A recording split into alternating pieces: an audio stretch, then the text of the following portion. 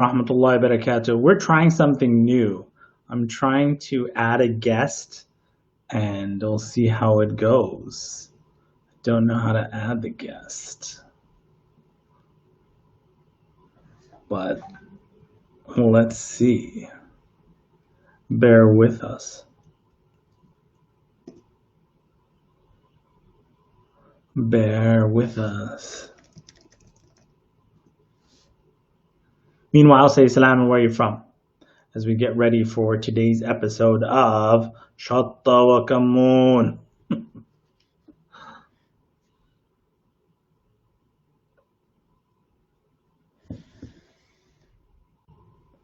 Yes.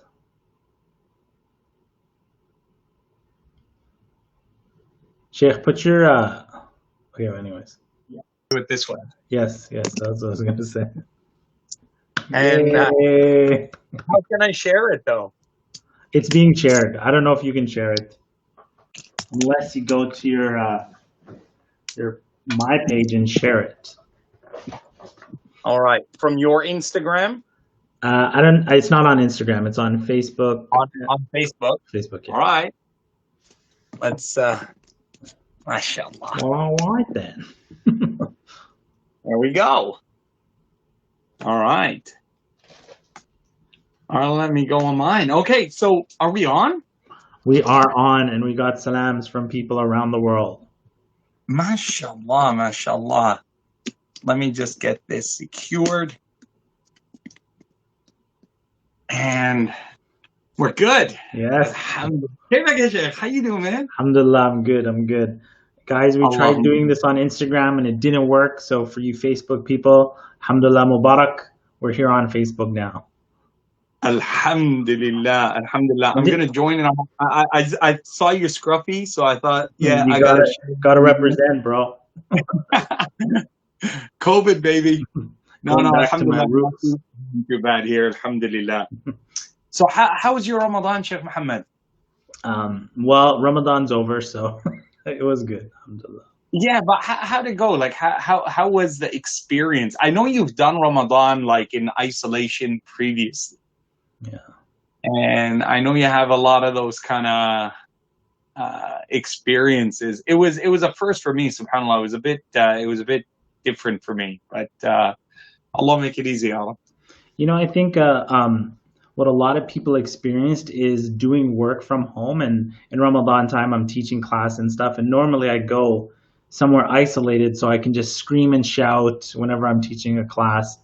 But this is the first Ramadan where, you know, with family teaching class, so it was an interesting experience, but it was an enjoyable one. It was enjoyable. Alhamdulillah Rabbil Alameen. Oh, I see Shutta Kammoon. Okay, I gotta share this, bro. Yeah, I gotta multitask. Alhamdulillah. Yeah, so mashallah, it's been a while. The last time we met, we were actually traveling together, so that was an incredible experience as well. Usually, when we travel, it was just Hajj or Umrah or something, but this one was a little bit more different. So I kind of enjoyed those kind of final memories. How's my hat going? And you know it's good. I gave it to my son. What was nice is actually the last thing that, you know, last trip I canceled before the lockdown was going to Uzbekistan again. So yeah. Oh yeah, subhanallah. We were it would have been nice to actually have traveled there again. But inshallah khair, may Allah make it easy. Inshallah. For everybody tuning in, this is me and Sheikh Yahya Ibrahim on our little mini podcast beta launch called Shutta wa Kammoon. Shutta wa Kammoon. So I want people to guess who's the Shutta and who's the Kammoon. So for those of you who are not familiar with Shutta and Kammoon, Shutta is hot sauce and Kammoon is cumin. So what do you guys think? Who, with me and Sheikh Yahya Ibrahim, who should be Shutta and who should be Kammoon? Who should be the hot sauce and who should be the cumin? I have my biases, but I'll let you guys.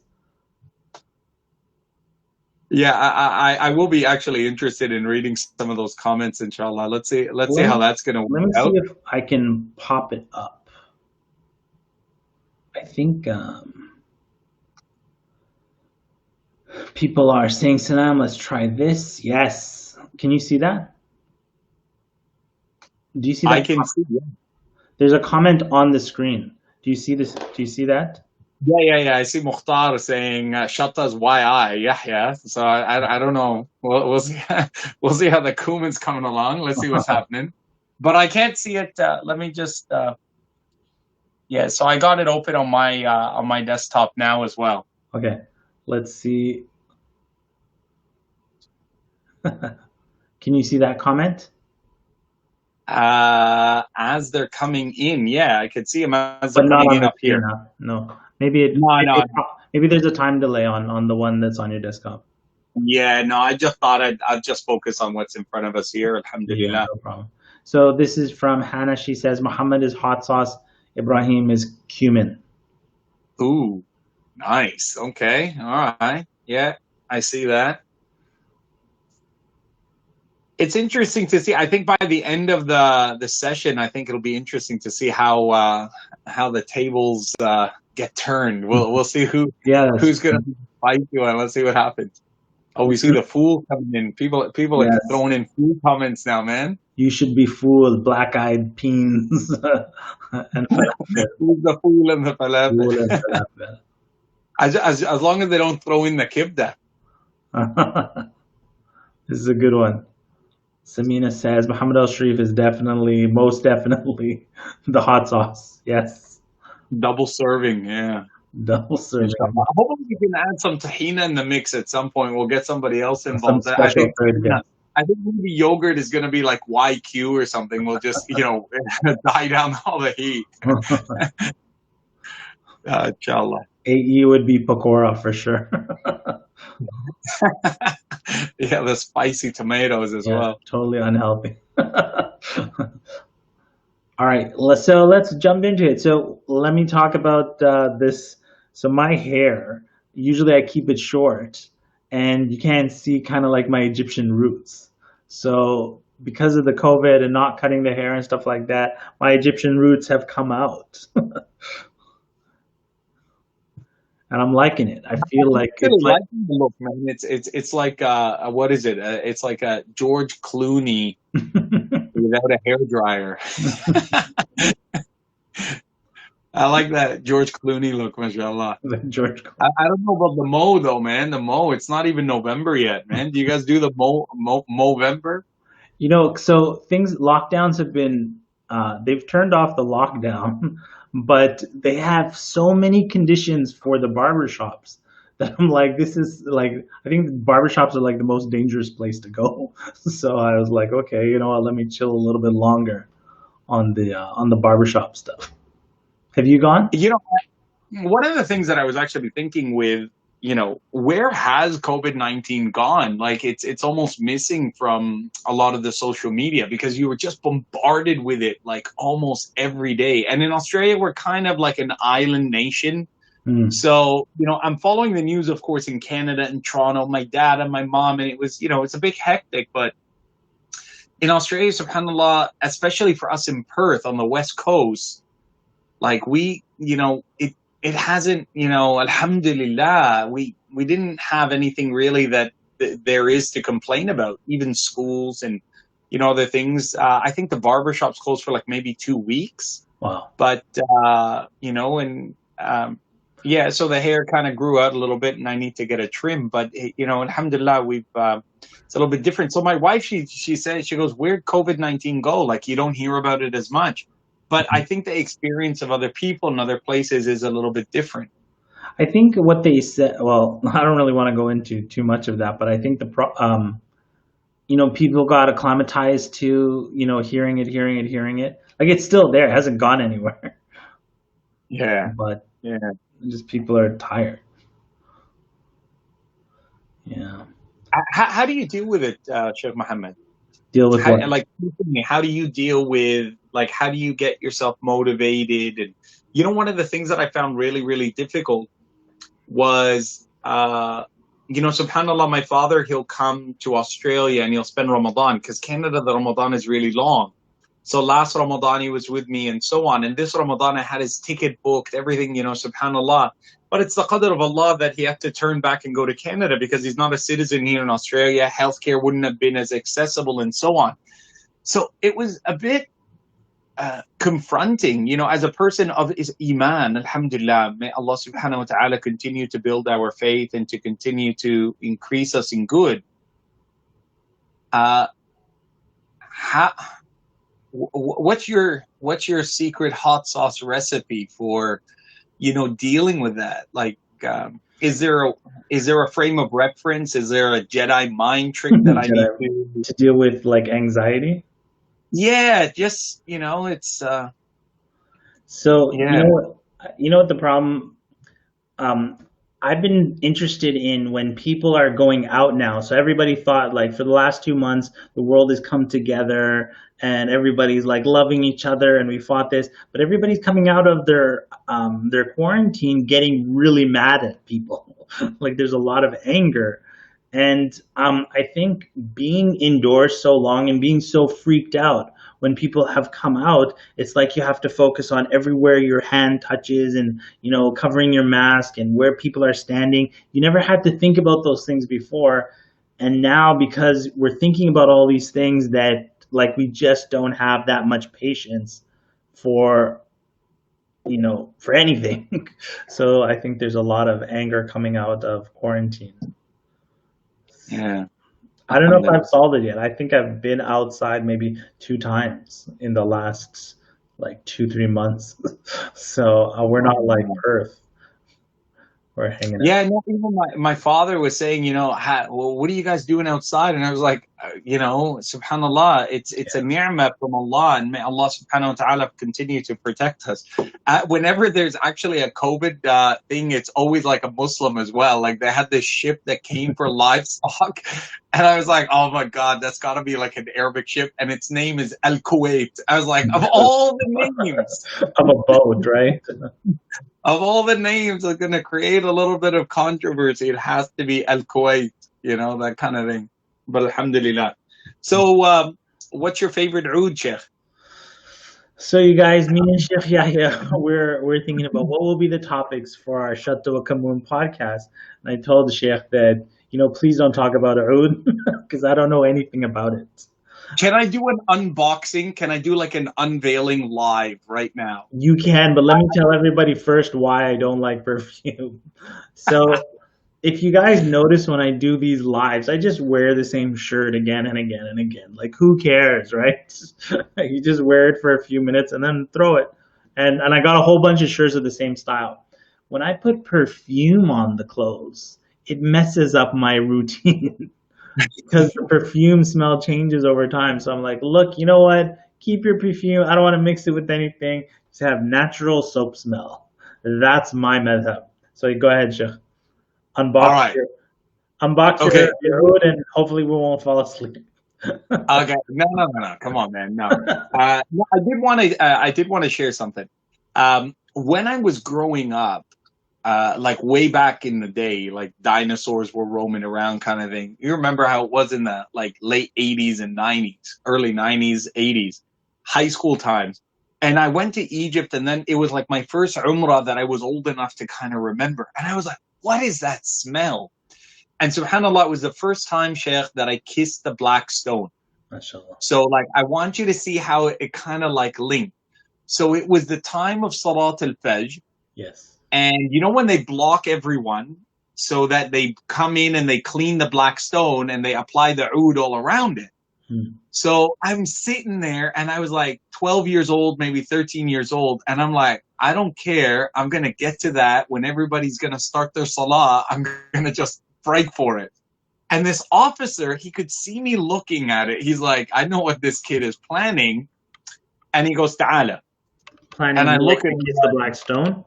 Yeah, so he brings me, and I was like maybe 13 actually. I was baligh, like I was a man. So he brings me and he says, Ta'ala. And I remember I put my head in, and my hands were on the thing like this, and I took my hands off. It had this black stuff on it, like it had this oud. Yes. And I just went, and that was it. And that was your first That's love. how I got into oud. So it's the backstory, I think, that made me since that day.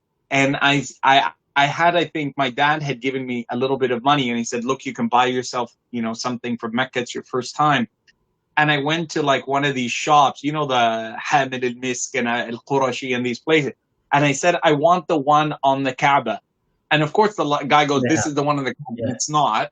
But it was close enough. And that was my first, that was it. I What was kind of hooked. oud is the Kaaba one? It's a mix, huh? Yeah. So it's mukhallat. It's a mix. But so oud on its own is offensive, and there's different grades and different kinds.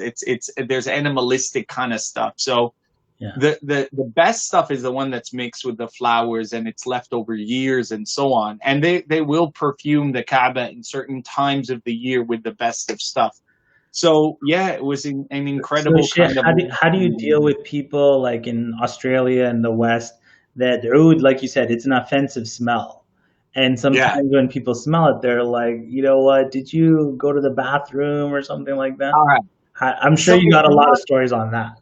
okay, so that's the synthetic oud. That's the not the real stuff, and that's the one that isn't mixed. So if you mix it well, and if you have your own kind of, if it's produced meant to be worn on its own, and if it's layered, it's incredible.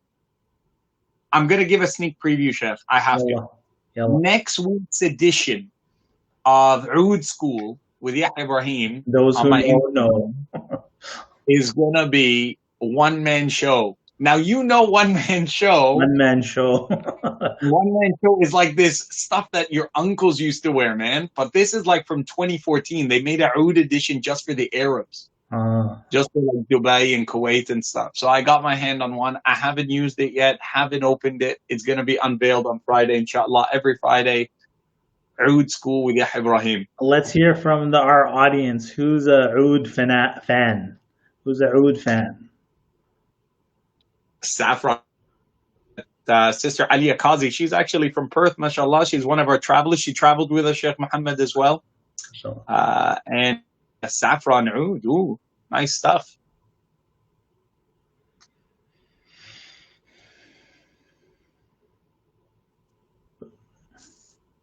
So I'm looking through some of the comments, mashallah. There's some nice kind of comments.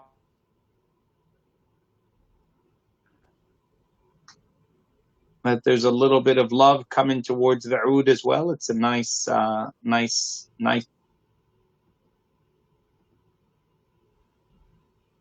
We're hearing people say oud all the way. I'm liking that. MashaAllah, tabarakallah. So I'll let you know how that oud turns out, inshallah. So I have a story. There was a brother. I won't mention the brother's name. Maybe some of you guys know that he actually got on a flight wearing a oud, and the stewardess called security on him. So she thought he had he doused himself in lighter fuel. And then later she asked him, and he's like, "Oh, this is oud." And then she's like, "Look, I'm really sorry, but you're gonna have to get off the flight because of this smell." So, yes, some people are not familiar with the smell of oud.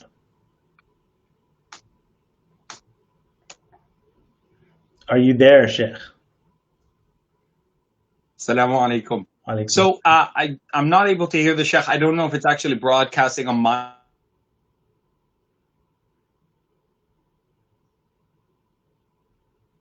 I hope that we can do like a weekly kind of thing with Chef Muhammad and myself, and we kind of chit chat about some of the things that we're passionate about, that we enjoy doing, and we do want to make it something that is of also religious benefit and something that in spirit and connection with Allah Subhanahu wa Taala. I thought, maybe just to say in ending.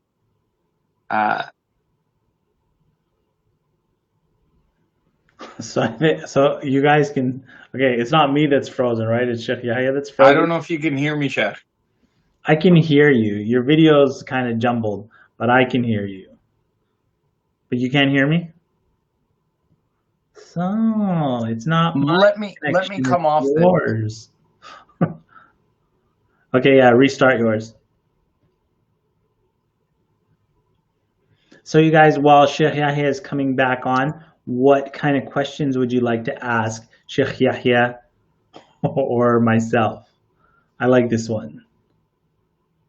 Sheikh Yahya's camera couldn't handle all the oud. It said, it said, God damn.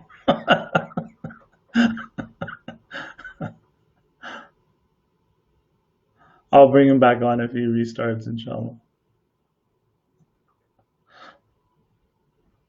What questions would you like to ask? I think Sheikh Yahya also has to go in like 5 minutes. Like, so he might come on, say salam. There we go. And he's back. Yes, assalamu alaikum. Sorry about that, guys. we were saying, what was the dead air you had to do with the dead air? We had a debate. Your camera couldn't handle the oud or couldn't handle the shatta. Which one? Alhamdulillah. Alhamdulillah. Sheikh, you have to leave in 5 minutes, or you're what's that? No, I'm good, man. I'm chit chatting with you. It's getting close to about 10:50 p.m. here, but I'm enjoying your company, Sheikh. It's not often that I get to chill out with you in this way. We normally only snuggle in Mina, but those are the old days. All right, so we need to turn this conversation on to food. So, are you more of a eat at home, favorite home restaurant, or do you restaurant or home cooked food? What's your go-to? No, absolutely. I enjoy restaurants with people who aren't family, but family, I'd rather be at home. I don't know if that makes sense. Yeah.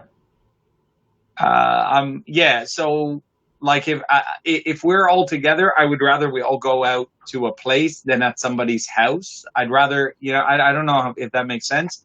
But if it's just me, my kids, and my wife, and my mother-in-law, and my dad and stuff, I love the home thing. I love just, galabiya and get sloppy with crab legs and chili crab in what was that place that in KL? What's that place that we go to? Fatty crab. Fatty crab. Sheikh Mohammed, by the way, for those of you who are listening, if you're ever in any place, you could be like, I'm in Timbuktu and I need to know where I should eat. Sheikh Mohammed's the guy. You just send that guy a message and he'll be like, I ate once at,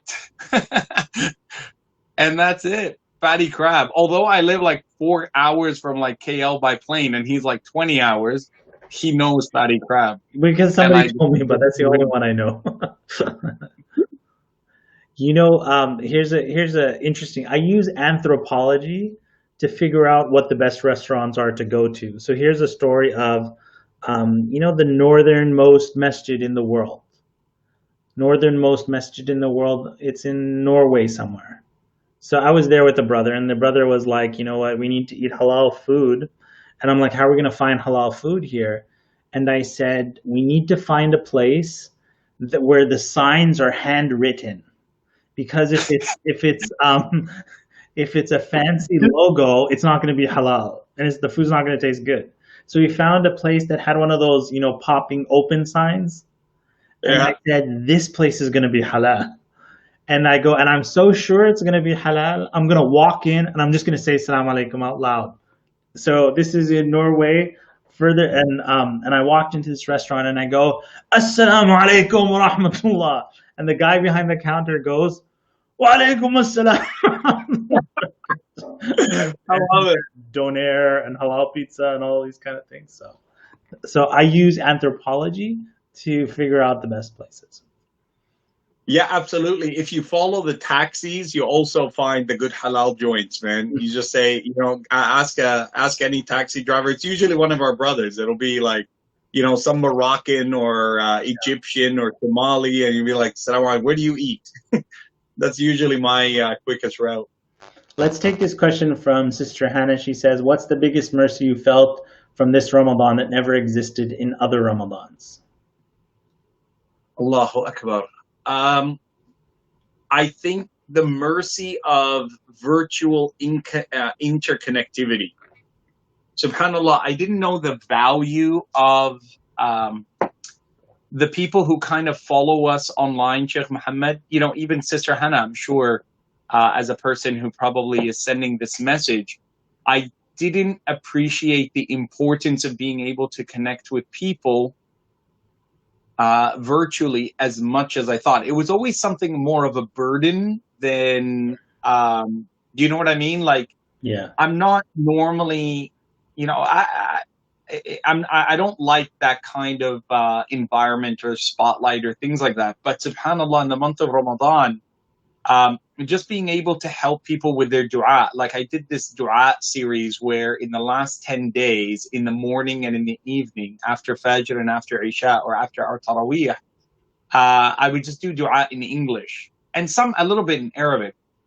But the amount of people who kind of messaged or who, showed their appreciation on account of them having been trained, every Ramadan that they go to the masjid and the imam makes dua, and it was something that we were all kind of deprived of. That was such a rahmah from Allah that I thought to myself, subhanallah, it's almost as if everything, all those posts that I had done that I didn't, I underestimated their value led up to that I'm able to do something for people who I've never met. And some people who it was their first time that somebody said, oh, if you don't know, you can make dua, by saying Ameen, and it's on at this time. And aside to that as well was the ability to continue the charitable work that I've never done online. So up until this Ramadan, Sheikh, I've never done an online charity drive. It was always in Ramadan that I might, fly out and do something that's about food security. I've only ever done food security for charity where, I want to give people who don't have food. And it was like, well, how am I going to be able to get any khair or any barakah? So previously, I've traveled and we built water wells or we built a bread factory or, something like that. But how are you going to do that? And subhanallah, this Ramadan, Sheikh, with great happiness, it's a ni'mah from Allah, over 170,000 British pounds, 330,000 Australian dollars, just from people virtually. And just your house. Incredible. Yeah. It was just really humbling. So that was one of the greatest mercies. It kind of humbled me and made me take more seriously the importance of connecting online. Yeah. So it's interesting. I'm kind of like the opposite. I'm more of stay at home. I'm always online. You can't actually find me in real life. So, what I really appreciated, there was a meme that said about this quarantine that the longer the quarantine got, the more, the more growth introverts felt, and the more peace like the extroverts are like, we need to get outside, we need to get outside, and introverts are like, this is awesome, let's continue. So I'm more of that style, which was Ramadan was really amazing for me because this Ramadan, because there was nothing that could mess with the routine. It's like wake up at this time, eat, have iftar together with family. I'm teaching a class, then I'm back. Everything is like boom, boom, boom. When you're going outside, you got a lot of logistics to handle, and it's just more calm and peaceful when you're indoors. Yeah. So you felt that this Ramadan, it was even more special because you were able to do the things you normally do, but now it couldn't be interfered with. The thing is, when I do Ramadan, and like I said, I used to isolate anyway during Ramadan as I would teach class. But I find that when I'm teaching in class and I'm isolated, even if it's in a scenic, beautiful place, after a few days, you start becoming really lonely. And it gets like it sounds fun in the first, I'd say 4 days, but then it becomes, man, I need to get home, man, I need to, so by being home, I didn't have that feeling. Yeah. So it was like, well, I am home and I don't need to go anywhere. So I was chilling with the classes, alhamdulillah. SubhanAllah, it was honestly, I think most people were apprehensive at the beginning of the month of Ramadan, but I think everyone that I've ever spoke to, they said that they experienced a Ramadan that was unique and that was better than they thought other Ramadans in their life had been. It might not be the best Ramadan, but it wasn't the worst. It wasn't the worst experience for most people, SubhanAllah. So let me ask you this question, and also you guys can mention in the comments, what would you like to see continue? Like, what did you enjoy in the quarantine, in the lockdown, that you wish would continue, that you wish wouldn't come to an end? Well, okay. The most important ones are personal, so I can't share those with you. Okay. But but the ones that I think can be shared is I like the fact that my children were not as distracted with some of the things that we kept them distracted with. So sending my kids to, all the different programs they do, I think if I'm actually fair, it was more for myself just to make sure that they have things to do, that I didn't have to do other things with them all the time. Does that make sense? Like, it was to keep them occupied. It's for their betterment. It's for good. So they're doing like jujitsu and kickboxing and soccer and, all that kind of thing. But I think a part of it was actually for myself, that it gave me the ability to say, well, my kids are, they're doing something good and I don't need to be as engaged. So I think it's actually been a great blessing, to be able to be more with my kids in that sense, in things that they, you can't play soccer outdoors, you can't do jujitsu, the gyms are closed. So now it's like we're playing basketball. And subhanallah, one of my friends, he might even be watching, Tariq Shafi'i, from Sydney, he gave us a Eid present. So he bought us like a basketball, like a basketball system, a Spalding basketball system. Jazallah khair, may Allah reward him. And just, have it in the backyard and just, slam dunking on my boys was great. On one of those kid height things, right? Not so you can bring it down. What do you mean? Are you trying to say I can't get up there? Yeah. So just being able to rediscover that that's something I should be doing a little bit more of as well. I think that was a really, maybe a learning lesson for myself. Yeah. So I bought fishing gear for the kids. Okay. So I like to fish, but I didn't buy, and I bought, my brother-in-law, he got for my boys and I got for my daughter one. It was like fishing, and, now you're taking your kids fishing. It was a little bit, it's like Tom Sawyer kind of thing, fishing by the river kind of thing, just a little, yeah. So I have a cute story to tell you guys. So Sheikh Yahya was at a farm, and during Ramadan, was it during Ramadan? He's on a farm, and we're all in lockdown. And then I tell Sheikh Yahya, I go, my son wants to see kangaroos, and bonus if you can show us some koalas. And then he literally goes outside with the camera, and he finds kangaroos, wallabies. So that's cute. Koalas are like the cutest animal in the world. Well, yeah, it's so sad with the fires that happened. I think in the summer, we were overseas when it happened before this whole COVID-19 thing. There were these massive, I don't know if you remember, Sheikh, massive fires that hit across Australia, and they're saying that there were like literally millions of those koalas and things. So now they're considered almost like an endangered kind of thing. It was like everywhere. But now it's something that it's something we took for granted, and now to spot them in their natural environment is something that you have to actually go hunting for. So I'll try to find one, inshallah. Aussie land. Mukhtar Saleh says, "Come to Aussie, Sheikh." He's telling me. Australia. Absolutely. So how much time you have left, Sheikh? I'm good whenever you are, Sheikh Muhammad. I'm enjoying your company. How about I ask you something? And I don't mean to get all controversial and all that. Um, Uh-oh. I received some. I received some emails from some of my former students. All right, so these were kids who I have a great deal of love and respect for, and they come from different backgrounds. But the one thing that unifies them was the darkness of their skin color. Right.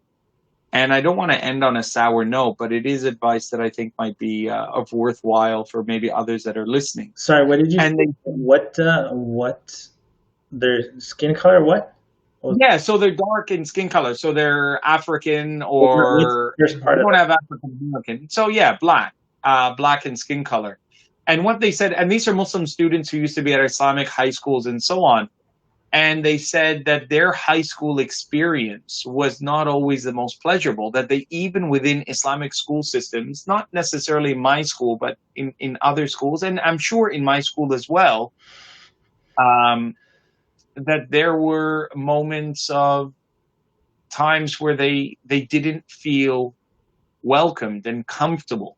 And that really hit me because, you know, one of my students, when she said that, when she emailed that, I thought, wow, you know, I used to see her each and every day, and she didn't have the comfort enough in me to divulge that or to say it, or maybe it didn't feel as much as it did until some of the more recent experiences and the criminality and the murder of, you know, George Floyd and all of this was seen. uh, so the question that I have, Sheikh, how how do you help somebody resolve latent feelings that they've had that weren't prominent maybe initially, but now they kind of come up? And is that something maybe we can talk about? Maybe not today. We might not have enough time today. But is that something that maybe you can do a program on? I think it's something that would be really beneficial for people to how to resolve some of the angst. And this was another question. I just had my Sacred Formula, this dua program that I'm doing on my website. Yeah. And one sister, she said, you know, I wasn't, I used to not be praying and now I'm praying. And my husband, I've left him behind and I kind of feel resentment towards him. And, you know, how do we undo feelings of resentment? How do we undo dislike of somebody who maybe dealt with us in a way that wasn't right? And maybe it's been time that's passed by. And what are some of the approaches that we can kind of take to, I don't want to say self heal, but be able to give ourselves a voice, um, allow ourselves not to experience that again into the future. A lot of times we talk about forgiveness as well, but a lot of people say, well, you know, how can I forgive somebody who I believe wronged me? So those are all really, Just you know, a side point about like what's happening in the U.S. and whatnot. And for, yeah, Cyrus says that's a big question. It definitely is a big question. But I just want to make a distinction. I've chosen in this topic to let those voices that know this topic better take the lead, and support them from the back and encourage them, and try to retweet and remessage that. I mean, this is like, let them speak. It's not always that we have to take over. The what's the word, the narrative or something like that. But the difference between, because I thought to myself, yeah, there have been times where I felt racism, or I felt I think everybody's felt racism, but this is a system, yeah, being it's not brought in. incidental. It's not just a moment or a Yeah, comment. it's not just racist, or you just meet a racist person. It's like the whole system is built against them. Mm, Like, and so I've had fear of, say, border people or whatnot, but it's not that, like, what they're experiencing, that they're fearing for their life every time a police officer is stopping them. And if they get yeah, stopped for a taillight that's broken, it's a life and death situation for them. Like, we yeah, don't, or mothers not knowing, hey, if my boy goes out, is he coming home or not? And it's a totally different experience than people saying, "Oh, I experienced racism as a non-black type of person." And I think we need to humble ourselves that we don't really know what's going on. We have to be respectful of that experience. I just wanted to separate that out from, you know, absolutely. from Like it's not just resentment towards somebody. That's why when I see these posts of people say, "Hey, let's all get along," that's not Yeah, yeah. the point. No, absolutely. You know what my student said? She said, "You know what, Sheikh? Why do we call Bilal al-Habashi?"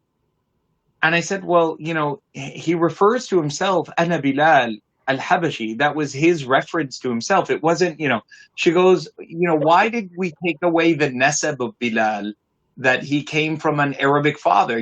We know his father is Bilal ibn Rabah.